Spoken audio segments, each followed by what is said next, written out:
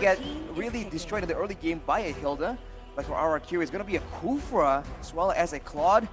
Skylar does play a very mean Claude, but we haven't seen Vin on the Kufra that often. The final pick for the side of Falcon will be that Martis though, and I think according to Trex's will, it might just be going into the jungle. Good. I like it. I like it. I'm happy. Good job, Falcon.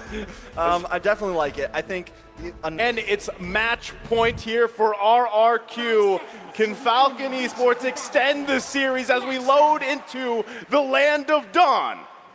Oof. Early on, let's take a look at a bit of the matchups here, as well as the emblems. Of course, R7 with the Mystery Shop and the Vengeance, already going to be such a nuisance. But you can see that in the early game, of course, it's going to be jungling as usual for Albert and Ken.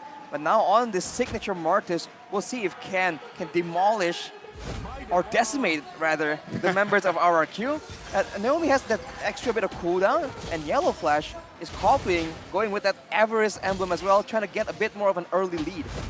I do like the way Naomi's playing here as well. He's being a little bit more aggressive.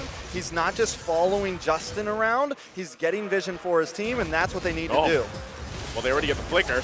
Oh, R7 taking a bit of damage there, forced to back off. Cade play down, half health as well. Naomi picks up the first blood. Falcon keeping to their percentage rate, but will it win the game? Well, that's a big play, right? I mean, already starting the tempo here. Falcon going to be able to play around that still, even Yellow Flash bullying R7. This is kind of typical for early game. Ooh, that is good. But R7, I mean, that's all shield. That's not even a health bar. Yeah, he has like literally an invisible amount of HP. Only one. That's crazy. He has the Vengeance though, that saved his life, but he needs to be a bit more careful. Glue is a very strong laner, so he needs to keep that in mind when he's contesting. But I think right now, Falcon is having a better time contesting the mid area until Albert makes a play. Oh, Justin, Appraiser's Wrath comes in. Justin gets away, and these are the clutch moments that may pull Falcon through this early phase. So they hold on to the lead here. I mean, that's twice now. Once for each team where someone got away with a sliver of health. So still, you can feel the tension here. Now also, as we're taking a look at Vin, you know, this Kufra pick, man, from time after time on multiple teams has worked wonders. And so Falcon Esports definitely going to keep an eye on that, but the fight for the turtle breaks out. Yes, Albert getting a nice position over. Yellow Flash tries to get in the backside. Vin will get the Tyrant's Revenge onto him, but Vin then comes on top. I mean, Yellow Flash comes on top of Vin. Ken going to try to push Albert away from this turtle, wants to regain position. Albert goes down, and Naomi goes down. Ken as well, and Albert takes the turtle. I had a mislook at those health bars. It was Falcon that was getting melted. A double kill for R7. RRQ reclaiming the map. It's like a 3-4-0 for RRQ plus the turtle. That is not how you want to have an early game when you have that Franco and that Valentina. Somehow, some way, they just overestimate their capabilities, and RRQ, once again, with some very, I don't know, risky plays, coming out on top yet again. This is insane, and they're already having a bit of an item lead, and they continue to pressure Falcon yet again. That is not good, my dude, right? I mean, R7 getting that lead here, especially, they're still going. Yeah, Ken very low. Albert finds him once again. That's 4-1, a 1,000 gold lead at only 3 minutes. So remember, right? Okay, still going. They're still going. Vin gonna get locked down. Zipx trying to find Skylar. Skylar hits that blazing duet and melts him down. It's you know, it's crazy. They don't stop at all. And again, initially it looked like they were gonna lose, right? They lost the first blood, but it doesn't even matter. They just keep going at you. You just need to expect it. You cannot keep, I don't know, expecting something different. They just keep doing this. Nothing has changed in all 3 games they've been playing. And Albert right here on that Fredrin is just being more oppressive than ever onto Ken's jungle. I mean, man, I feel like Albert's learned maybe something in that matchup against Blacklist International here. He's playing phenomenally so far on this Fredrin, and I mean throughout the series as a whole. And that's the thing, right? You have Fredrin available to you, plus Vin on the Kufra. That front line and the pick-off potential, or the setup potential rather, is really good here. R7 too, you know, the fact that he was able to get 2 early kills, even though he struggled in that first pretty much push in the bottom side, able to survive transition very well. And he's back to his comfort, right? This is what we saw from game 1. Yeah, and R7 just going to continue to harass this back line, but a nice suppression does come down. Clay will be the first ball, but a big Tyrant's Rage. Yellow Flash and Ken now running for the hills as R7 locks on. The taunt comes on to Yellow Flash. He's going to land on top of Vin. Misses the dash. Going to have to jump off and get back to safety, but R7 and Albert do not want to let that happen. Now with a nice flicker hook, brings Vin under and collects the kill, puts it in his pocket, and now Falcon going to try to make a move on to this turtle. Amidst all that chaos, Naomi finds a chance to go for the flicker iron hook combo, and now R7 alone against 4 people getting taken out, and RRQ are still going for the turtle though.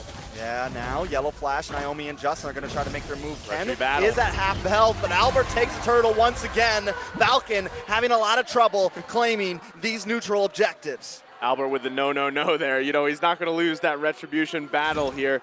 But still, I mean, Falcon able to find a couple picks. That's crucial for them. They can still use that to their advantage, trying to get the pendulum swinging in their favor. Check out the M4 stats here. Falcon first blood rate, still, it's even higher now, right? It went up, 94.44%. But is it enough? I mean, again, when we looked at the team head-to-head, the fact that they had that statistic, does it transition into winning games? That's the big question. As Zipek's going to bring out the Navir's Passion. Vin taking a lot of damage. Ken will find him. Falcon not going to press their luck too much. Go back to the jungle, recalibrate, rethink out your situations.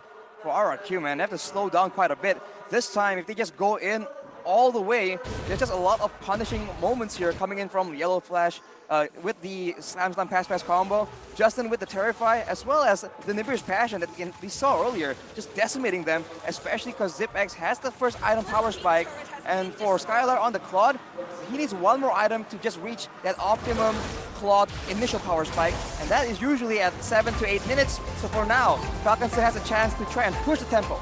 Well, he's pushing the tempo there. R7 in the nest here, right? He go ahead, pretty much just leash that purple buff for Ken here. But now, I guess the big question is, where do they find their moments? If you're RRQ or even Falcon, it looks like it's going to be reliant on Vin again. Yeah, big stun onto the wall. Yellow Flash will get melted down. Skylar picking up his first kill in this game, putting him a little bit ahead of ZipX here. You can see the difference in, I don't know, the solutions, because with the, Wow. oh, wait, never mind. R7 getting deleted. Oh, Naomi misses the hook. I got a feeling it's going to be a disengage here. Back to you, Arashi.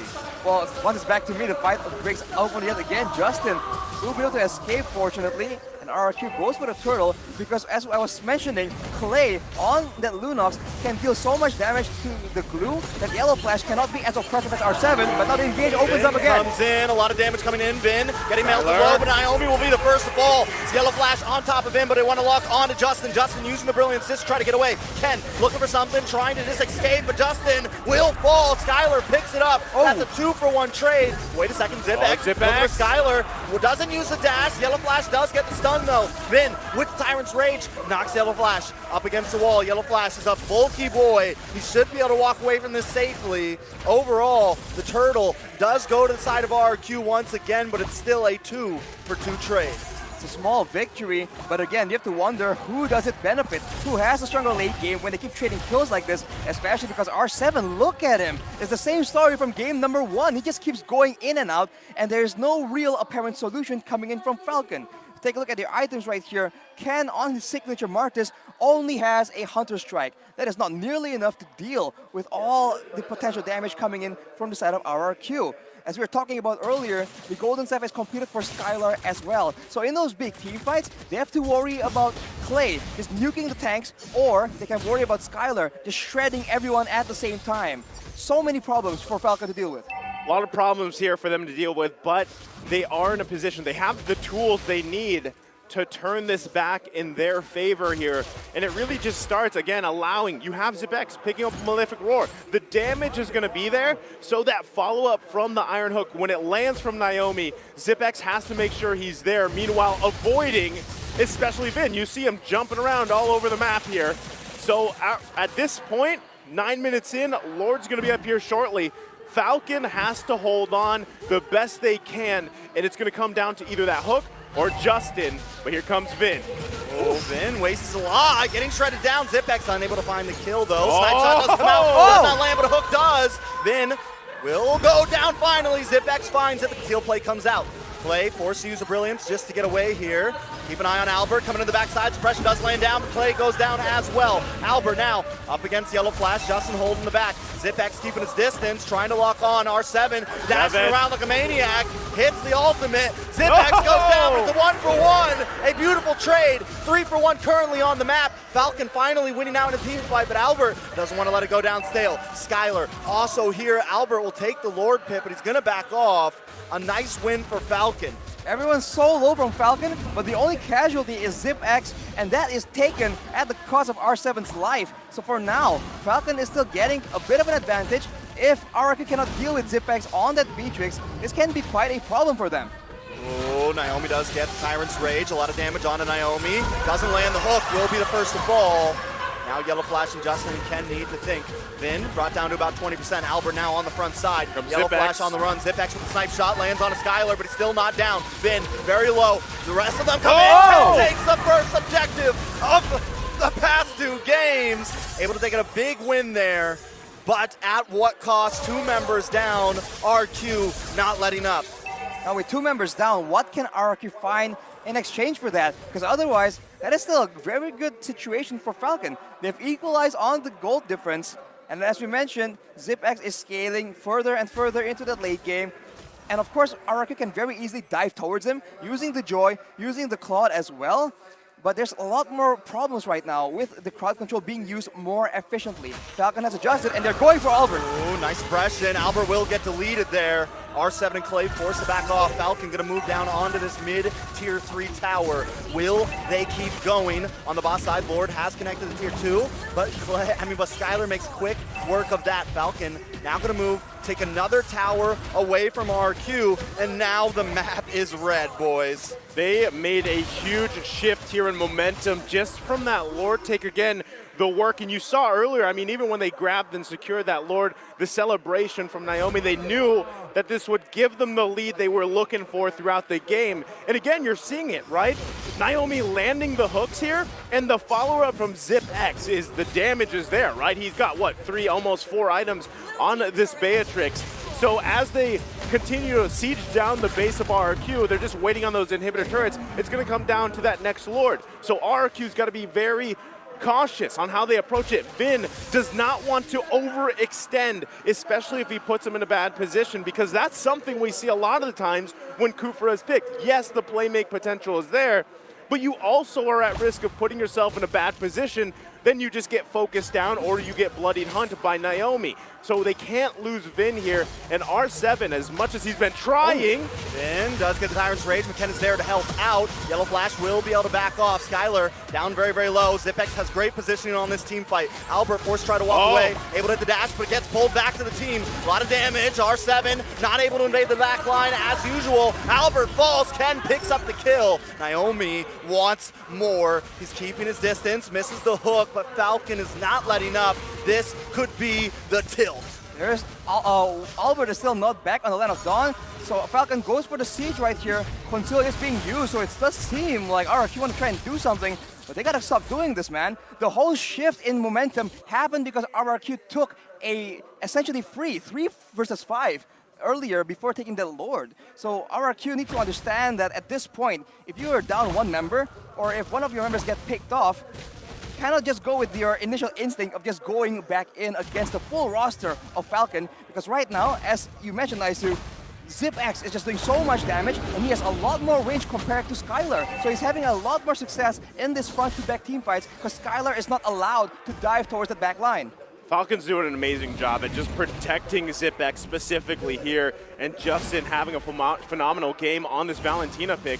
So really it comes down again to how does this play down to the micro decisions for this Lord dance. You're going to see Yellow Flash do his best to zone out. Oh, but it does get that wild charge on the Yellow Flash. Vin gets hooked in though. Zipex going to shred through. Lord down to about 50%. All members still on the field.